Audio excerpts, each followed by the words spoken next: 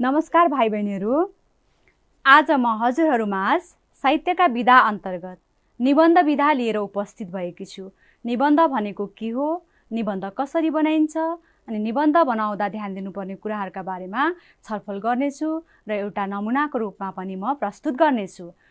भाइ बहिनीहरू, अघिल्लो कक्षामा हामीले चिठी केलाई भनिन्छ अनि चिठी लेख्दा ध्यान दिनुपर्ने कुराहरू अनि कुन कुन शब्दहरू चाहिँ चिठीमा कहाँ कहाँ लेखिन्छ भनेर छलफल गरिसकेका छौँ। आजको विषयवस्तु रहेको छ निबन्ध। निबन्ध भनेको के हो त? हेर्नु, स्लाइडमा देख्नुहुन्छ हजुरहरूले। बन्ध मूल शब्दमा नि उपसर्ग लागेर बनेको निबन्ध शब्दको शाब्दिक अर्थ विशेष प्रकारले बाँध्नु भन्ने हुन्छ। यो विधा गद्य रचना हो। यसमा भाव र विचारलाई सिलसिला मिलाएर क्रमबद्ध रूपमा प्रस्तुत गरिन्छ। यसमा निबन्धकारका निजी भावना, निजी विचार, निजी दृष्टिकोण पनि व्यक्त हुन सक्छ। अब निबन्धको संरचना हेर्नुहोस् है, कसरी बन्छ त निबन्ध भन्ने विषयमा स्लाइडमा हेर्नुहोस् भाइ बहिनीहरू। निबन्धलाई विधागत स्वरूप प्रदान गर्न निम्नलिखित चरणमा विभाजन गर्न सकिन्छ। 1 नम्बरमा शीर्षक भूमिका खण्ड, सुरु भाग भन्छ त्यसलाई। अ नम्बरमा शीर्षक परिचय, हेर्नुहोस् है। अनि आ नम्बरमा पृष्ठभूमि र विषयवस्तुमा प्रवेश गर्छौँ हामी। अनि ई नम्बरमा रहेको छ, यो प्राय 1 अनुच्छेदमा लेखिन्छ। सबैभन्दा पहिला शीर्षक लेखिँदो रहेछ अनि पृष्ठभूमि र विषयवस्तु तिनीहरूलाई चाहिँ 1 अनुच्छेदमा के गरिँदो रहेछ, लेखिँदो रहेछ। त्यस्तै गरेर 2 नम्बरमा हेर्नुहोस्, विस्तार खण्ड, विषयवस्तुको बयान गर्ने, मध्यभाग भन्छ त्यसलाई। विस्तार खण्डमा चाहिँ अ नम्बरमा विषयवस्तुको क्रमबद्ध रूपमा वर्णन गर्ने। विषयवस्तु के छ त, शीर्षक अनुसारको क्रमबद्ध रूपमा चाहिँ हामीले के गर्नु पर्यो, वर्णन गर्नु पर्यो। यस भागमा निबन्धको महत्त्व, फाइदा बेफाइदाको वर्णन गर्ने अनि निबन्धका विषयलाई हेरेर 1 देखि 2 अनुच्छेदसम्म लेख्ने मध्यभागमा चाहिँ। अब उपसंहार अथवा निष्कर्ष, अन्त्य भाग भन्छ त्यसलाई चाहिँ। यसमा चाहिँ माथि पहिला अनुच्छेददेखि अन्तिम अनुच्छेदसम्म वर्णन गरिएका विषयको आफ्नो भाषा शैली मिलाएर निष्कर्ष लेख्ने, सिलसिला मिलाएर समापन गर्ने। सुन्नुहोस् है, ध्यान दिएर हेर्नुहोस् पनि। निष्कर्ष एउटै अनुच्छेदमा लेख्ने, यसमा छोटा छोटा वाक्य प्रयोग गर्ने र यसको भाषा शैली सरल र मौलिक हुनुपर्छ। यो चाहिँ अन्तिम भाग। यसरी हामी चाहिँ निबन्ध 3 अनुच्छेदमा लेख्छौँ र 3 अनुच्छेदभन्दा बढी पनि के गर्न सक्छौँ, हामी लेख्न सक्छौँ। निबन्ध लेखन अभ्यास अन्तर्गत रहेको संरचना, निबन्धको संरचना हो यो चाहिँ।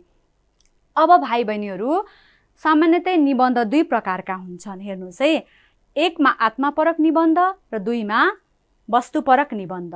म हजुरहरूलाई आत्मपरक निबन्धका बारेमा भन्न गइरहेकी छु। निबन्धकार स्वयं आफै उपस्थित भएर लेखिएको लेखलाई आत्मपरक निबन्ध भनिन्छ। यस्ता खाले निबन्धमा म, हामी जस्ता सर्वनाम शब्दहरूको प्रयोग गरिन्छ। आत्मपरक निबन्धमा व्यक्तिका निजी अनुभूतिलाई प्रस्तुत गरिने हुनाले एउटा हुर्किएको समाज, उसले भोगेको अनुभूति र उसका निजी विचारको प्रतिबिम्ब पाइन्छ। सुन्नुहोस् है, यस्ता निबन्धमा व्यक्ति कल्पनाको संसारमा रमाएको हुन्छ। आत्मपरक निबन्धलाई नै निजात्मक र भावपरक निबन्ध पनि भन्ने गरिन्छ। आत्मपरक निबन्धको बारेमा जान्नु पर्दा। अब 2 नम्बरमा वस्तुपरक निबन्ध। वस्तुपरक निबन्धमा चाहिँ निबन्धकार स्वयं निबन्धमा उपस्थित नभई दर्शक जस्तो बनेर विषयवस्तुको विश्लेषणात्मक प्रस्तुतिकरण गरिएको निबन्धलाई वस्तुपरक निबन्ध भनिन्छ। वस्तुपरक निबन्धमा विषयवस्तुको प्रधानता पाइन्छ। वस्तुपरक निबन्धमा भावनाको भन्दा विचारको र मुटुको भन्दा मस्तिष्कको भूमिका ठुलो हुन्छ। वस्तुपरक निबन्धमा नियमको पालना आत्मपरक निबन्धको भन्दा बढी हुने गर्दछ। वस्तुपरक निबन्ध वर्णनात्मक र विवरणात्मक दुवै प्रकारका हुन्छन्। अब वस्तुपरक निबन्धहरू कल्पना र भावुकतामा भन्दा वस्तु जगतकै प्रधानतामा सिर्जिएका हुन्छन्। भाइ बहिनीहरू, हामीले यसरी निबन्ध 2 प्रकारका हुन्छन् भन्ने बारेमा पनि बुझ्नु जरुरी छ। अब हजुरहरूलाई म एउटा निबन्धको बारेमा भन्नेछु र त्यसपछि एउटा नमुना म के गर्नेछु, प्रस्तुत गर्नेछु। अब स्लाइडमा हेर्न सक्नुहुन्छ हजुरहरूले। विज्ञानको आविष्कार कम्प्युटर, हेर्दै जानुहोस् है। अहिलेको संसारमा विज्ञानले धेरै परिवर्तन ल्याएको छ। वैज्ञानिकहरूले अनेक प्रकारका सामग्री आविष्कार गरेका छन्। मानिसका लागि आवश्यक ठानिएका हरेक साधन वैज्ञानिकहरूले नै आविष्कार गरेका हुन्। रेडियो, टेलिभिजन, टेलिफोन सबै विज्ञानकै आविष्कार हो। गाडी, मोटर, हवाईजहाज, रेल, पानी जहाज, रकेट जस्ता साधनले हामीलाई सुविधा पुर्याइरहेका छन्। विज्ञानले अनेकौं उपयोगी साधनको आविष्कार गरेको छ। विज्ञानले कम्प्युटर जस्तो उपयोगी साधनको पनि आविष्कार गरेको छ। कम्प्युटरको आविष्कार चार्ल्स बाबेजले गरेका हुन्। आज कम्प्युटर हामीलाई नभई नहुने साधन बनेको छ। कम्प्युटरबाट चाहेको जुनसुकै काम गर्न सकिन्छ। यसबाट आफूलाई चाहिने कागजपत्र तयार गर्न सकिन्छ। किताब, पत्रपत्रिका आदि प्रकाशित गर्न कम्प्युटर नभई हुँदैन। कम्प्युटरबाट गीत सङ्गीत सुन्न र सिनेमा हेर्न पनि सकिन्छ। कम्प्युटरबाट इन्टरनेट समेत चलाउन सकिन्छ। इन्टरनेटबाट देश विदेशमा कुराकानी गर्न सकिन्छ। पत्रपत्रिका पढ्न, विभिन्न समाचार थाहा पाउन पनि सकिन्छ। घरमै बसी बसी विश्वका अमूल्य पुस्तकहरू पढ्न पनि सकिन्छ। राम्ररी चलाउन जानियो भने कम्प्युटर सबैको भरपर्दो सहयोगी साधन बन्न सक्छ। आजभोलि कतिपय केटाकेटीहरू कम्प्युटरमा खेल मात्र खेलेर समय बिताउँछन्। हामीले त्यसो चाहिँ गर्नुहुन्न है। आजको समयमा हामी सबैले कम्प्युटर सिक्नु जरुरी छ। कम्प्युटर नसिक्ने वा चलाउन नसक्ने मानिसले धेरै काम गर्न सक्दैन। कम्प्युटर चलाउन नसक्ने मानिस अशिक्षित जस्तै हुन्छ। त्यसैले सबैको घरमा कम्प्युटर हुनु राम्रो कुरा हो। भाइ बहिनीहरू, यसरी चाहिँ हामी के गर्न सक्छौँ, कुनै विषयवस्तुलाई लिएर निबन्ध तयार गर्न सक्छौँ। हामीले निबन्ध लेख्दा सानो कक्षा 5 सम्मको लागि त हामीले 3 अनुच्छेदमै पुरा गर्दा पनि हुन्छ। तर जब हामी माथिल्लो कक्षामा पुग्छौँ हामीले चाहेका कुरा लेख्नुपर्ने हुन्छ। त्यसै कारणले गर्दा 3 अनुच्छेद भन्दा अरू लम्ब्याएर पनि हामी अरू अनुच्छेद बनाएर पनि के गर्न सक्छौँ, निबन्ध लेख्न सक्छौँ। यी भए निबन्ध लेख्दा ध्यान दिनुपर्ने कुरा, निबन्धको परिचय। अनि मैले हजुरहरूलाई निबन्ध 2 प्रकारका हुन्छन्, वस्तुपरक निबन्ध, आत्मपरक निबन्ध भनेर जानकारी गराएँ। अब म हजुरहरूलाई एउटा निबन्ध लेखेर देखाउँदैछु। हजुरहरूले नमुनाको रूपमा हेर्न सक्नुहुनेछ। शीर्षक रहेको छ अनुशासनको महत्त्व।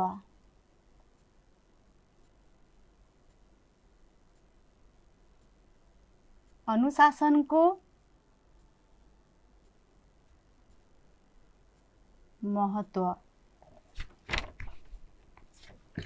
आज हामी यस शीर्षकमा अनुशासनको महत्त्व शीर्षकमा के गर्न गइरहेका छौँ, निबन्ध लेख्न गइरहेका छौँ। भाइ बहिनीहरू, हजुरहरू पनि म सँगसँगै निबन्ध लेख्दै जानुहोस् है।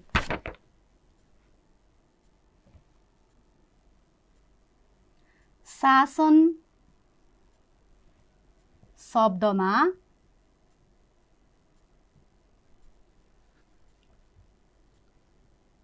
अनु उपसर्ग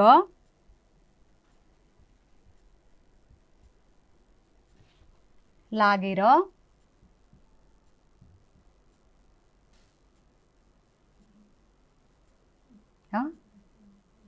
देखिन्छ।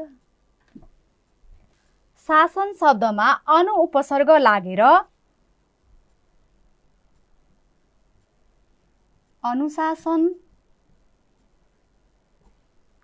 शब्द बनेको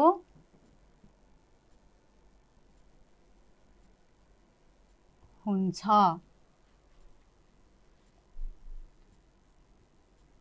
अनुशासन भनेको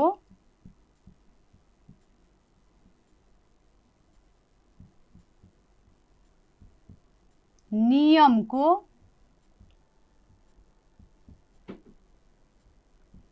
पालना गर्नु हो।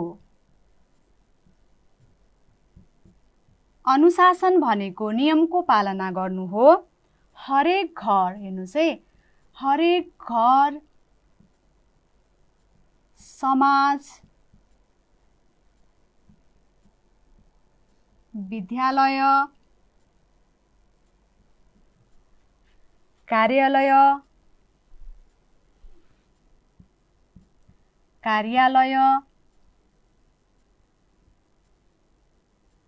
देशको आफ्नै नियम हुन्छ। आफ्नो बानी व्यवहार, आफ्नो बानी व्यवहार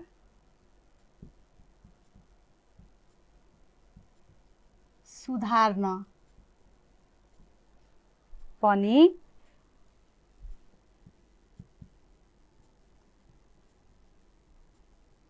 अनुशासन नै चाहिन्छ। आफ्नो बानी व्यवहार सुधार्न पनि अनुशासन नै चाहिन्छ। अनुशासनको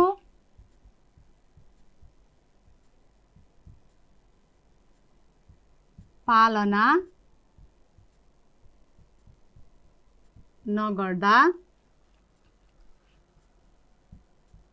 कसैलाई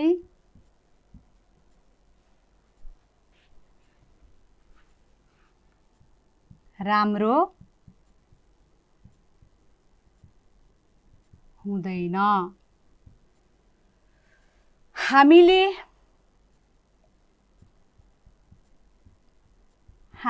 गर्ने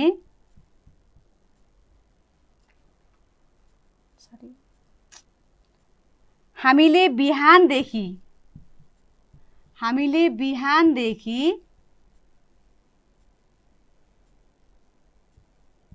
बेलुकासम्म गर्ने हरेक काममा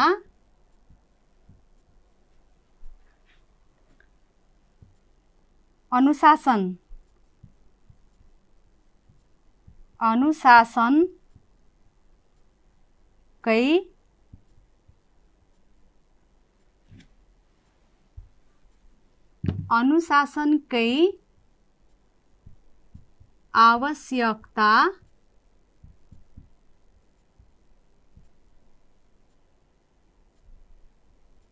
हुन्छ। हेर्नुस् है, पहिलो अनुच्छेदमा शासन शब्दमा अनु उपसर्ग लागेर अनुशासन शब्द बनेको हुन्छ। अनुशासन भनेको नियमको पालना गर्नु हो। हरेक घर, समाज, विद्यालय, कार्यालय, देशको आफ्नै नियम हुन्छ।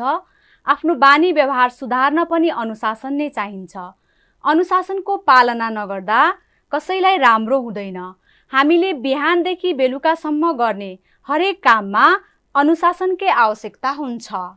अब म दोस्रो अनुच्छेद लेख्न गइरहेको छु। ध्यान दिएर हेर्नुहोस् अनि म सँगसँगै साथ दिई पनि जानुहोस्। ठुलालाई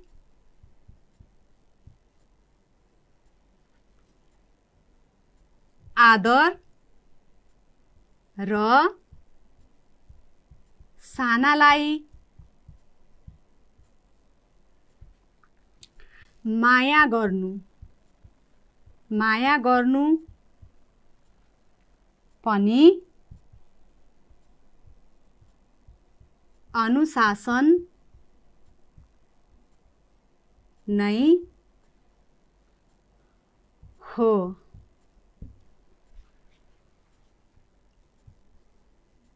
विद्यार्थी जीवनमा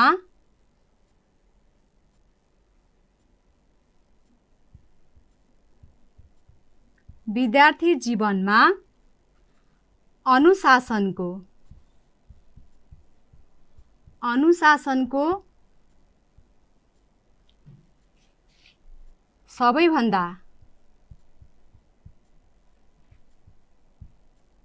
सबैभन्दा बढी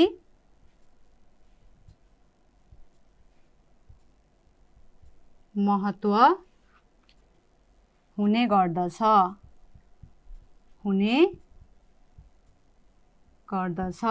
विद्यार्थी जीवनमा अनुशासनको सबैभन्दा बढी महत्त्व हुने गर्दछ। आमा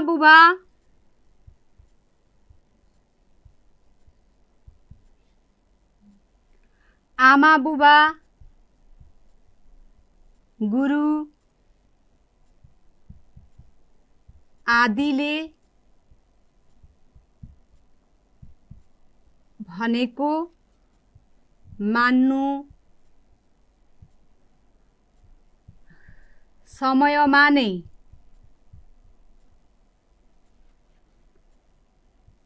आफ्नो काम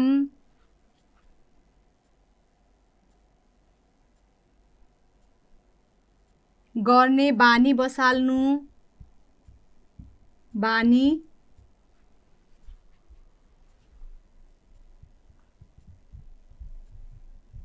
बसाल्नु पनि अनुशासन नै हो। प्रकृतिमा पनि अनुशासन हुन्छ। हेर्नुस् है भाइ बहिनीहरू, प्रकृतिमा पनि अनुशासन हुने गर्छ।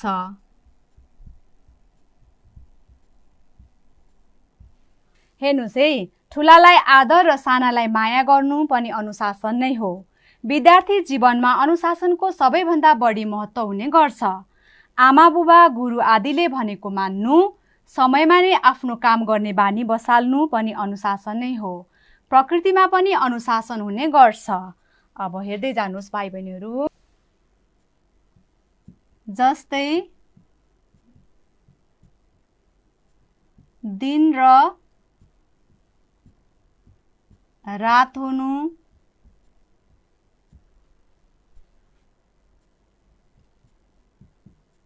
बिहान र बेलुका हुनु, सूर्य उदाउने र अस्ताउने गर्नु,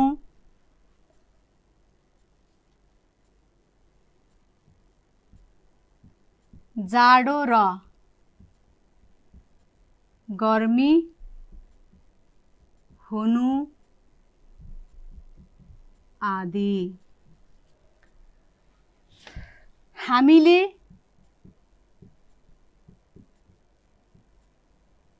प्रकृतिबाट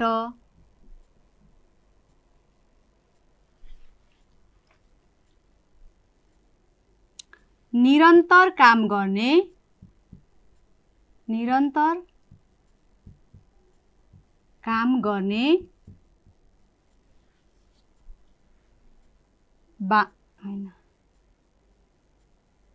काम गर्ने र समयको सदुपयोग गर्ने नियम सिकिरहेका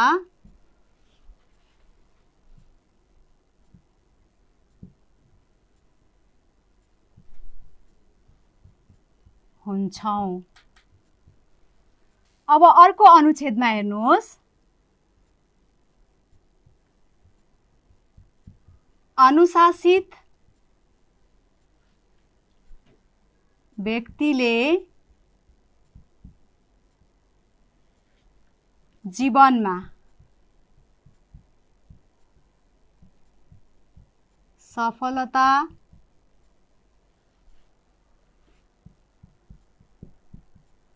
हासिल गर्दछ।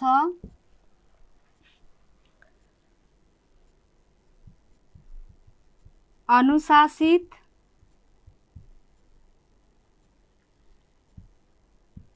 व्यक्तिलाई सबैले मन पराउँछन्।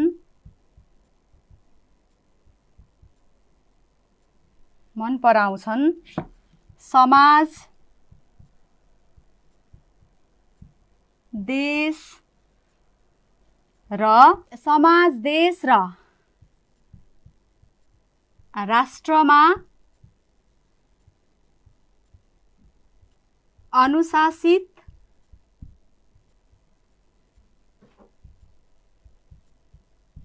व्यक्तिले जहिल्यै पनि मान सम्मान र इज्जत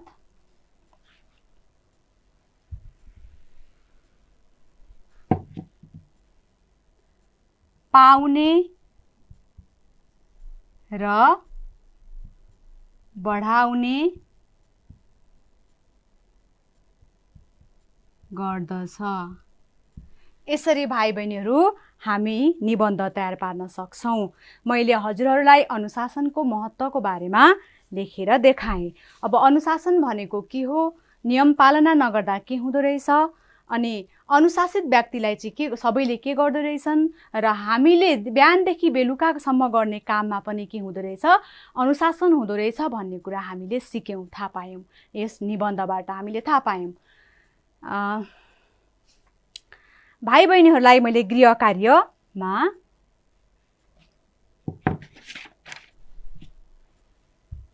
हेर्नुस् है,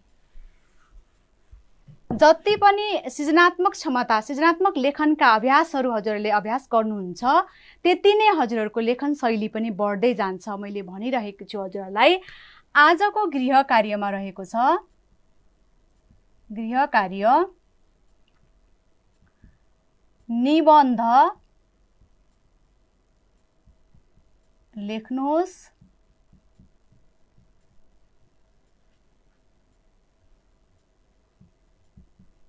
शीर्षक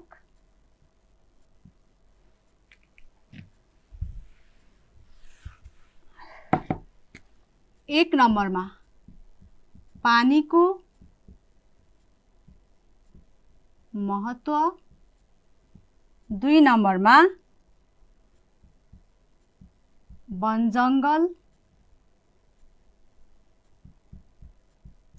जंगलको